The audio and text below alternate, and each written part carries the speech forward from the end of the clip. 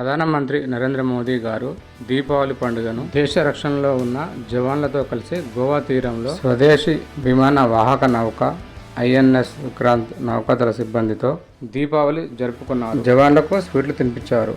ప్రధాని దశాబ్ద కాలంగా దేశంలోని సరిహద్దు ప్రాంతాలలో మోహరించిన సైనిక దళాలు, నౌకాదళం అలాగే వాయుసేన సిబ్బందితో కలిసి దీపావళి వేడుకల్లో పాల్గొంటున్నారు. ఆ వివరాలు ఇప్పుడు చూద్దాం.